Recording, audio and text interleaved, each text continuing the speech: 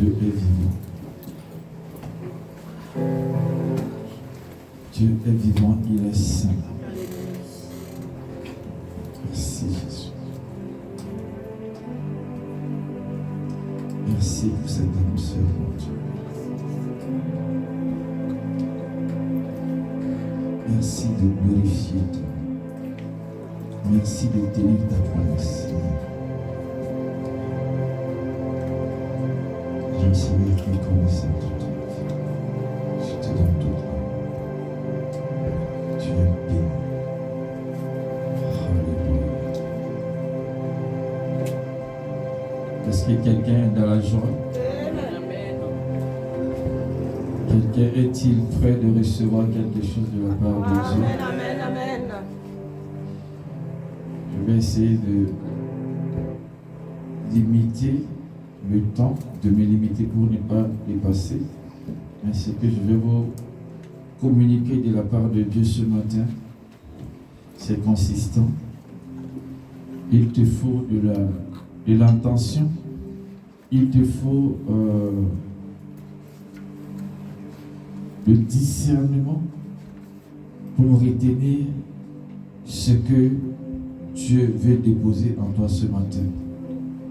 C'est vrai que je vais dire peut-être des choses qui sont un peu beaucoup, mais je vais limiter. Amen. J'aimerais que Papa Ben me prépare Galates 2:20 au besoin. Il va nous lire ça, Galates 2:20. Alléluia. Le message que le Seigneur aimerait bien nous transmettre ce matin, j'ai intitulé la clé pour être utilisé par Dieu, ou soit le secret pour être utilisé par Dieu. Ou alors tu peux dire, que dois-je faire pour être utilisé par Dieu? La clé pour être utilisé, quand je dis utilisé, c'est utiliser puissamment. Amen. Alors, qu'est-ce qu'il faut faire pour vraiment être utilisé par Dieu? La clé qui qualifie un homme pour être utilisé puissamment par Dieu, pour que la puissance de Dieu se manifeste en lui ou dans le royaume de ce monde, est le sacrifice. Il y a beaucoup de clés, il y a beaucoup de secrets, il y a beaucoup de choses selon le domaine que Dieu peut te saisir pour t'amener dans une destination. Mais pour que tu veux que Dieu puisse, Dieu puisse t'utiliser puissamment, c'est le sacrifice. C'est le sacrifice, c'est pas la prière, c'est pas le jeûne, c'est pas le parler à langue. Ça va suivre. Mais avant de commencer à prier, il faut te sacrifier. Alléluia. Il faut d'abord que tu puisses te sacrifier. Ça, c'est la première des choses. Se sacrifier veut dire quoi? Mourir en Jésus-Christ. Mourir en Jésus-Christ. Quand tu meurs avec Jésus, c'est que tu n'as plus la conscience de faire ce que ton cœur désire. Ta vie est attachée, ta vie est collée, ta vie est connectée à la vie de Jésus-Christ.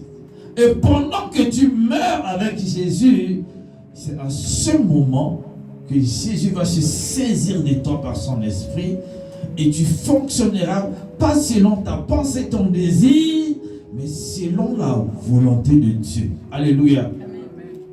Vous savez, nous avons eu des moments de prière où Dieu s'est vraiment manifesté, s'est révélé au milieu de nous. Je ne sais pas comment toi tu as discerné, mais ce matin, on a passé un moment exceptionnel. Alléluia.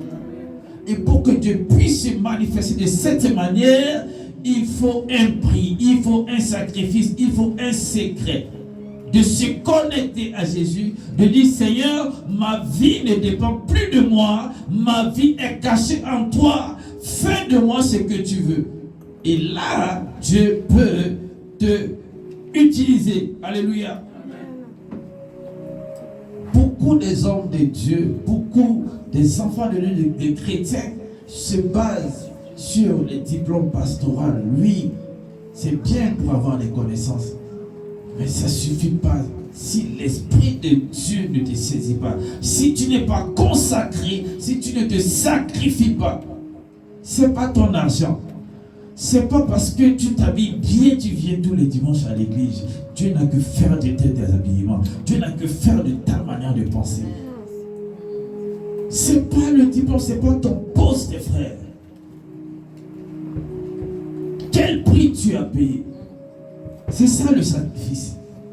Quand tu amènes un bélier, tu amènes une vache à l'abattoir, il ne se pose pas de questions parce qu'il sait que son jour est arrivé. Et quand il est sacrifié, il n'a plus de mots.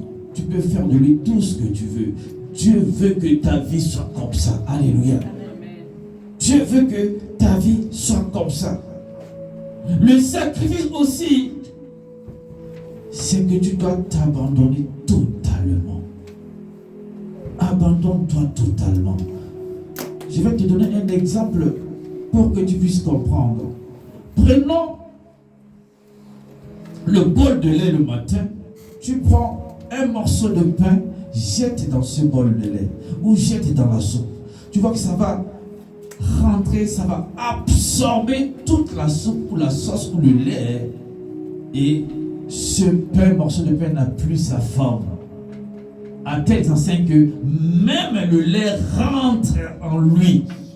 C'est ça l'abandon. Le sacrifice, tu dois t'abandonner totalement à Dieu. Ne dis pas, Seigneur, je te donne juste ma tête, mais mon cœur ne te garde pour moi. Non. Seigneur, je te donne juste mes yeux, mais mes oreilles, je dois écouter ce que je fais. Non. Un abandon, c'est que tu te donnes totalement.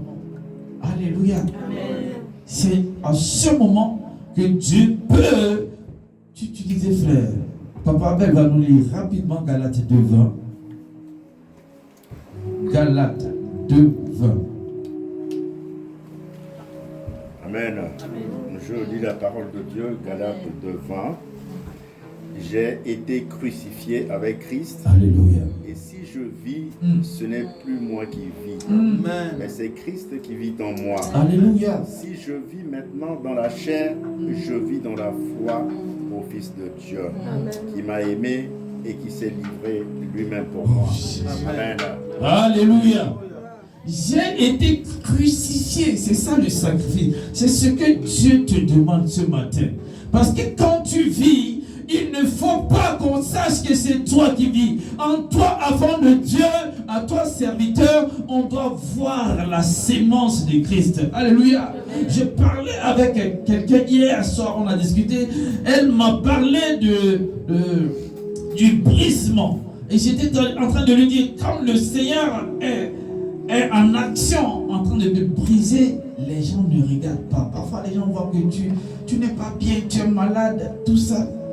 Mais après avoir été brisé, le fruit doit être constaté, frère. Tu es quel serviteur, tu es quel servant, tu es quel enfant de Dieu. Depuis des années, on ne voit rien.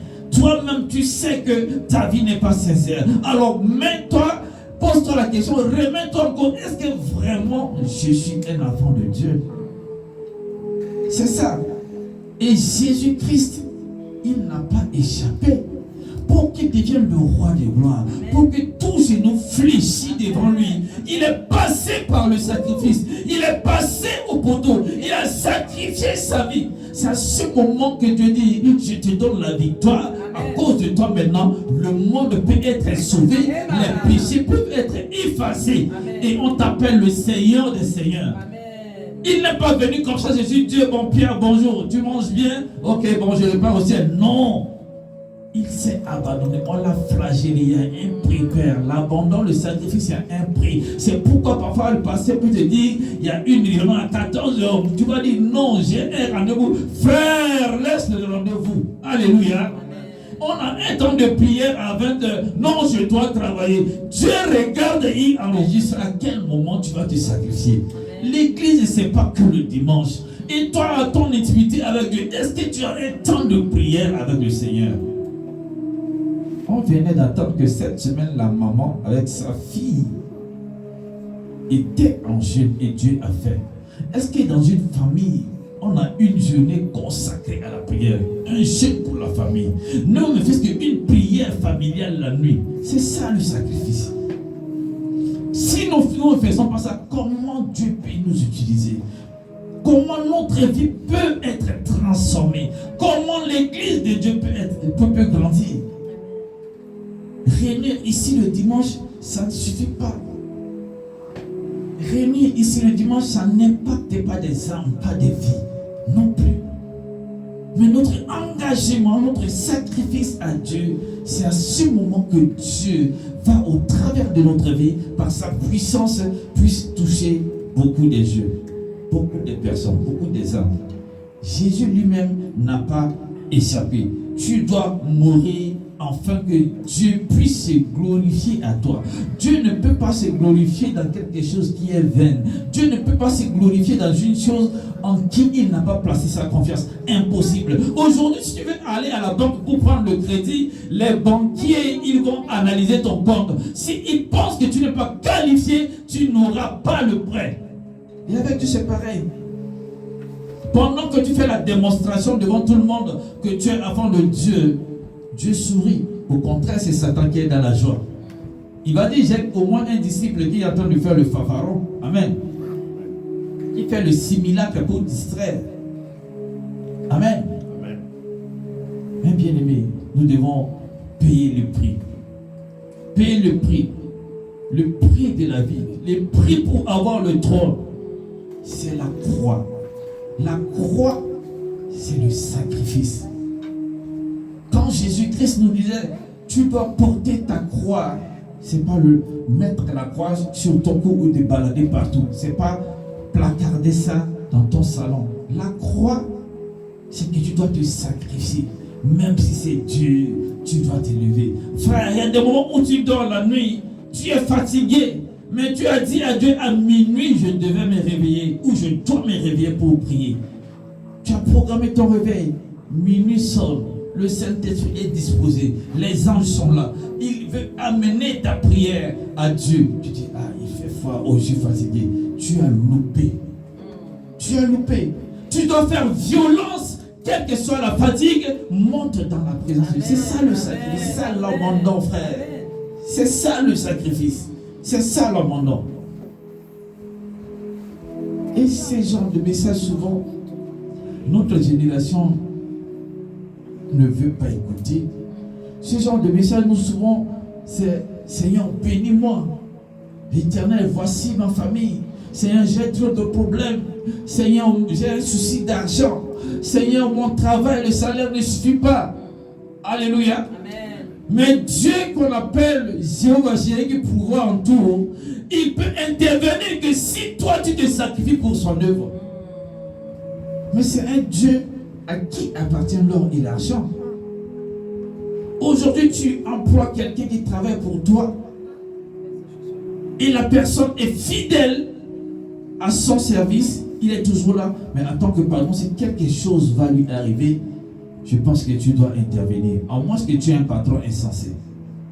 Tu te déplaces pour aller à l'hôpital, même si la personne n'a pas de moyens, tu vas t'assurer pour que sa famille soit à l'aise. Tu feras tout pour l'envoyer peut-être dans un autre pays pour qu'on puisse le soigner. Dieu, c'est pareil. Ce qui se passe dans le monde, c'est le spirituel qui est transféré dans le monde. Si tu veux comprendre le spirituel, regarde comment le monde fonctionne. Alléluia. Ne dis pas que quand on dit Dieu est compatissant, je peux tout faire et il va tout pardonner. Oui, il pardonne le péché. Mais il y a des choses qui concernent les dimensions spirituelles, les secrets spirituels. Dieu ne révèle pas, ne bénit pas, ne donne pas comme ça, tant qu'il n'y a pas un prix qui va avec. Tant qu'il n'y a pas le sacrifice. Il y a beaucoup des hommes qui s'élèvent et tu sens dans ces personnes qu'il n'y a pas la vie de Dieu. C'est-à-dire quand la personne se met devant toi, tu sens qu'il n'y a pas la vie de Dieu, frère. En ce moment, tu dois être choqué et gêné et te poser la question, mais Seigneur, quel est le sacrifice que j'ai donné pour mériter qu'on m'appelle chrétien, qu'on m'appelle serviteur, qu'on m'appelle pasteur, qu'on m'appelle prophétesse, qu'on m'appelle évangéliste. Quel est le sacrifice? Amen. Écoutez ce que Paul dit aux Romains. Romains 12, 1. Paul a dit quelque chose aux Romains que Papa Samuel va nous lire. Romains chapitre 12, verset 1. Je le lis au nom de Jésus. Amen. Je vous exhorte donc, frères, par les compassions de Dieu, à offrir vos corps comme un sacrifice vivant, Amen. saint, Amen. agréable Amen. à Dieu. Amen. Ce qui sera de votre part un culte raisonnable. Amen. Alléluia. Je vous exhorte, je vous demande, par amour, par pitié. C'est-à-dire, Paul ici, il supplie même les chrétiens. Je vous supplie, frère. Je peux dire à quelqu'un ce matin, je t'en supplie, s'il te plaît, offre ton corps comme un sacrifice vivant. C'est-à-dire, pendant que tu es vivant, un sacrifice, c'est quand la chose ne bouge plus. Mais ici, ça veut dire que pendant que tu es vivant, les gens voient, regardent que tu marches, mais en esprit, tu n'es pas en toi. Tu es déjà connecté à Dieu. Tu es sacrifié. Un sacrifice vivant. Je vous en supplie, c'est ce que Paul est en train de dire. Pour donner toute la gloire à Dieu. Et ce matin, quelqu'un doit se sentir concerné. Je dois être un sacrifice pour Dieu. Ça veut dire que tu dois offrir tout ton corps. Offrir son corps entièrement, c'est un acte aussi d'adoration. Dieu voit que tu as des priorités, mais ta priorité passe à seconde position.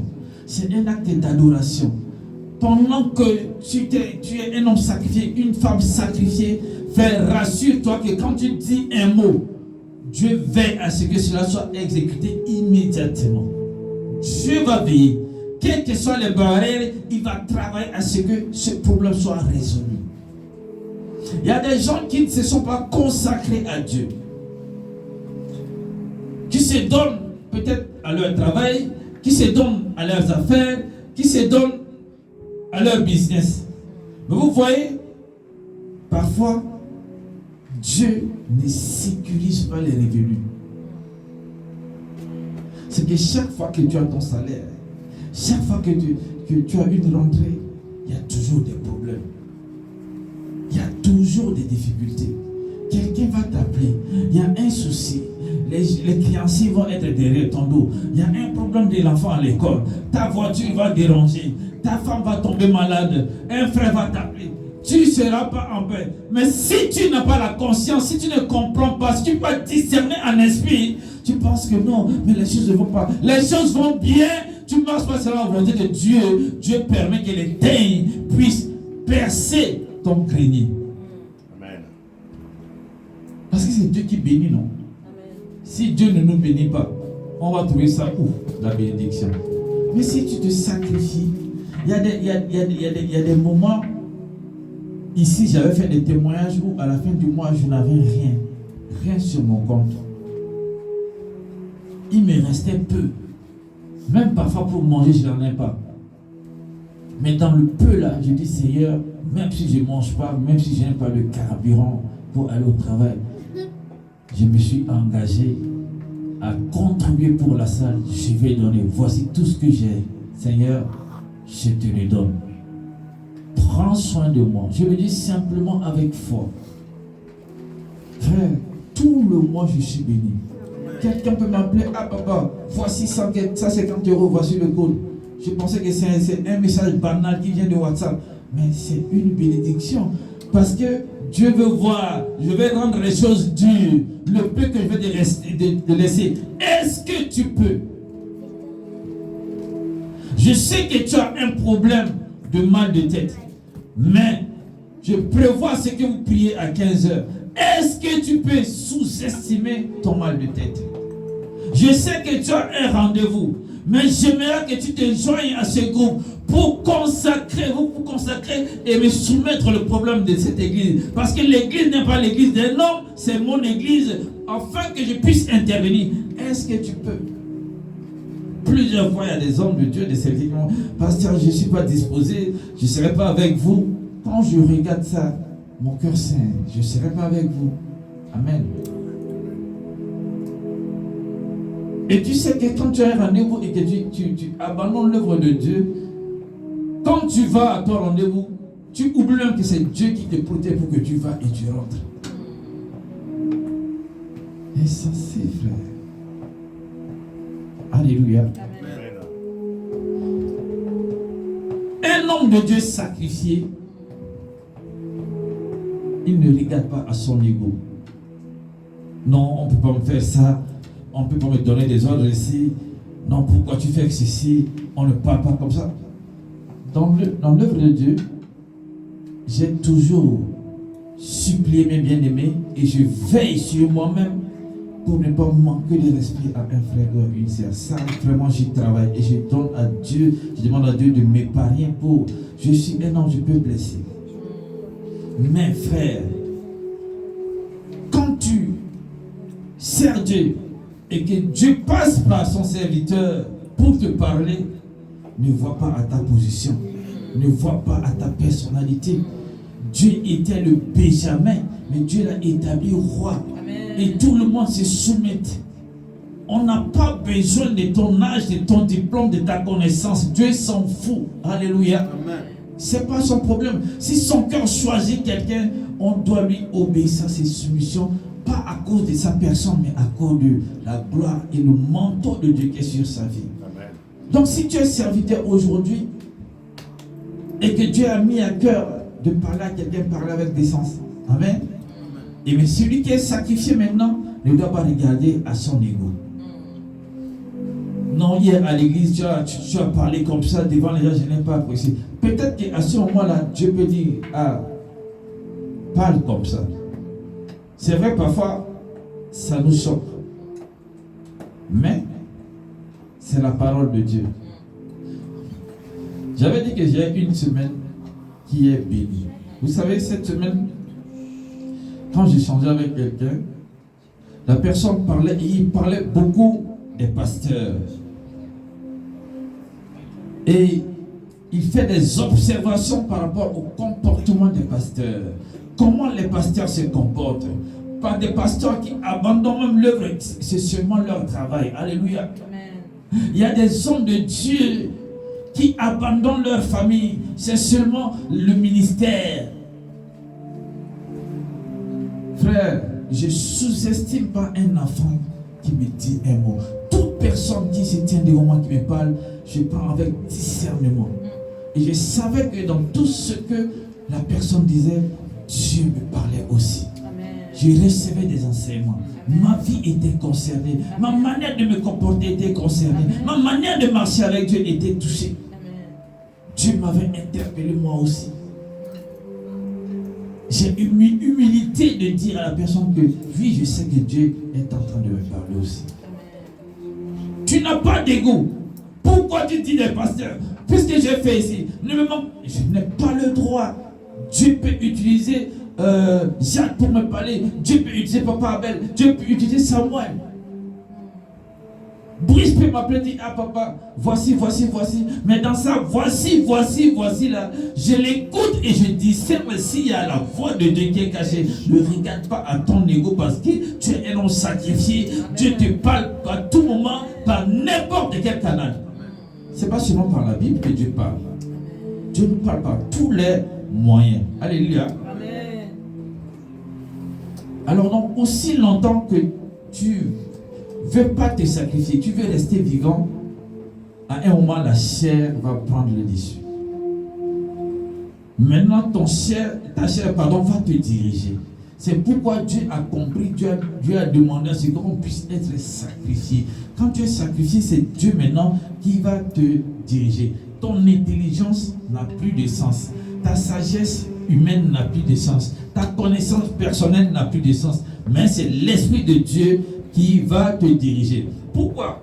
Dieu sait que nous les hommes, comme la chair prend le dessus, et Dieu veut t'amener quelque part. Et au point où le programme que Dieu a prévu pour ta vie allait aboutir, la chair a pris le dessus et toi-même tu as déprogrammé tout ce que Dieu a déjà prévu. C'était sur le point de commencer parce que depuis tu attendais ça et Dieu veut maintenant commencer avec toi. Mais comme tu ne te sacrifies pas, tu vis selon ta chair, selon ton intelligence et tu t'as déprogrammé le processus de gloire, le processus de la destinée que Dieu veut peut-être commencer maintenant avec toi. C'est pourquoi nous devons être des hommes et des femmes qui se sacrifient à Dieu. Amen. Amen. Le sacrifice est nécessaire. Mourir en Christ et laisser Dieu s'opérer dans notre vie. Mon mari, Isaïe 43, rapidement. Isaïe 43, je lis la parole de Dieu. Ainsi parle maintenant l'Éternel qui t'a créé. Amen. Ô Jacob, celui qui t'a formé, ô Israël, Amen. ne crains rien, Amen. car je te rachète, Amen. je t'appelle par ton nom, tu es à moi. Verset 2, si tu traverses les eaux, je serai avec toi, et les fleuves, ils ne te submergeront point. Si tu marches dans le feu, tu ne te brûleras pas, et la flamme ne t'embrasera pas. Alléluia. Amen. Un homme sacrifié, une femme sacrifiée ne veut pas dire que tu ne traverseras pas des moments difficiles dans ta vie. Oubliez ça. Vous avez dit que nous, on est venu à l'église, on a dit que nous serons sacrifiés. Si nous sommes sacrifiés, notre vie va être bénie et Dieu, le mal ne nous arrivera pas. Dieu a dit, je t'ai racheté. Donc tu ne t'appartiens pas à toi-même, tu appartiens maintenant à Dieu. Si tu appartiens à Dieu, Dieu même lui a dit, quand tu vas traverser les vallées, tu vas traverser les feux, il ne va rien t'arriver. Un homme ou une femme sacrifiée, oublie, enlève dans ta tête que rien ne m'arrivera de mal. Ça va toujours arriver. Mais sauf que Dieu sera là pour t'épargner. C'est pourquoi dans ta vie, chaque fois quand tu marches, tu vas avoir des soucis. Mais avec ces soucis, il y a forcément une solution qui va arriver après. Amen. Parce que Dieu veille sur toi. Amen. Pour la plus simple raison que ta vie, toi-même tu sais que ne t'appartient pas, mais ta vie appartient à Dieu. Amen. Amen. Si Dieu nous donne des enfants, les enfants ne travaillent pas. Et ces enfants, s'ils tombent malades, est-ce que toi, en tant que parent, tu vas croiser les bras? Non. Je tombe dans la maison de maman, c'est maman qui achète mes habits, c'est papa qui me fait ça. Si l'enfant a mal à la tête, les maîtresses à l'école vont t'appeler. Et tu dois prendre les dispositions qu'il faut. C'est exactement avec Dieu. Nous appartenons à Dieu. Dieu nous a rachetés. Mais Dieu n'a pas exclu dans Isaïe que si nous marchons même dans le feu, Dieu sera là pour nous soutenir. Mais il faut obligatoirement pour un enfant de Dieu, pour un homme de Dieu, de passer par le feu. Pourquoi le feu? Parce que le feu, ça purifie. C'est comme si tu prends, je ne sais pas, de l'or pour ceux qui tamisent comme ça. Ils enlèvent la saleté et ils prennent ce qui est pur. Et Dieu va te faire passer, que tu le veux ou pas, par le feu. Par le feu, dans des moments difficiles, dans des moments où toi tu dis, est-ce que tu es avec moi? Tu écoutes une voix très loin qui dit, oui, je suis avec toi. Tu peux me secourir, Seigneur? Oui, je peux te secourir. Sauve-moi. Dieu dit non, avance d'abord. Il y a un travail à faire dans ta vie. C'est ça le sacrifice. À Gethsémani, Jésus dit, Père, si tu peux, ôte cela. Mais l'Esprit de Dieu est venu aussitôt pour le fortifier. Il a compris que non, ne fais pas ma volonté. Si tu es sacrifié, dis à Dieu, ne fais pas ma volonté, mais fais ta volonté. Avance. Tu vas tomber, frère, pour l'œuvre de Dieu. On va parler mal de toi. On va dire que tu n'es pas qualifié. Mais puisque tu es sacrifié, tu as un prix à payer, Dieu te donne la force de te lever. Jusqu'à ce que tu arriveras à la croix. Et toi-même, tu diras, tout est accompli. À ce moment-là, quand tu te tiens devant la chair, à ce moment-là, quand tu te poses devant un coin de la rue, à ce moment-là, quand tu échanges avec quelqu'un, à ce moment, quand tu ouvres la parole de Dieu, les choses coulent. Les flots coulent. La gloire coule. Le ciel est disposé. Dieu va confirmer. Dieu va attester que vraiment j'ai fait un travail dans sa vie. Parce qu'il s'est consacré. Il s'est livré. Amen. Amen. Donc, c'est ce que j'aimerais dire. C'est pas question de l'église, c'est question d'un homme qui doit s'appuyer sur Dieu afin que Dieu puisse l'utiliser. Alléluia. Il est important pour savoir que dans le royaume spirituel, Dieu respecte les protocoles, respecte les procédures. Il n'y a pas une récompense dans le spirituel où tu ne dois pas payer un bruit. Oublie ça. Oublie ça. Vous voyez, quand un homme de Dieu, soit Abel, soit Pasteur Soleil, soit moi, Marie-Thérèse, tous ceux qui passent devant, c'est que tu as payé un prix. Si tu payes un prix et que tu passes ici, on le voit tout de suite. Si tu ne payes pas le prix et que tu passes ici, on le voit tout de suite. Alléluia. Même moi, je ne le dis pas, mais la foule va savoir que non. Si on demande à Papa Brice, lève-toi et donne-nous la prière. Si c'est un homme qui n'a pas de vie de prière, tu le sauras tout de suite. Alléluia. Amen. Donc je dis, il y a des prix qu'on doit payer dans le spirituel pour avoir les récompenses. C'est pourquoi, vous frères, vous allez voir dans l'église, on est tous des enfants de Dieu. Dieu nous aime tous de la même manière. Mais en ce qui concerne l'autorité, en ce qui concerne la puissance, en ce qui concerne la domination sur notre vie, c'est pas pareil. Parce que chacun a une dimension, une intimité, a une puissance qui doit être déposée en lui. Tu ne dois pas dire je vais être comme pasteur, non. Je vais être comme pasteur Soleil, non. Je vais être comme maman, non. Dieu dépose quelque chose en toi. Nous sommes différents. Et Dieu, dans le spirituel, il nous place dans des catégories différentes. Il y a des catégories des hommes qui sont élevés. Il y a des catégories des personnes qui sont en deuxième position. Il y a des catégories des chrétiens qui sont en troisième. Il y a aussi des catégories des chrétiens qui sont en cinquième position. Ça dépend de comment tu fais de ce Dieu ton Dieu. Ça dépend de comment tu es en connexion. Ça dépend de comment tu te sacrifies. Ça dépend de comment tu es en intimité avec Dieu. Il y a beaucoup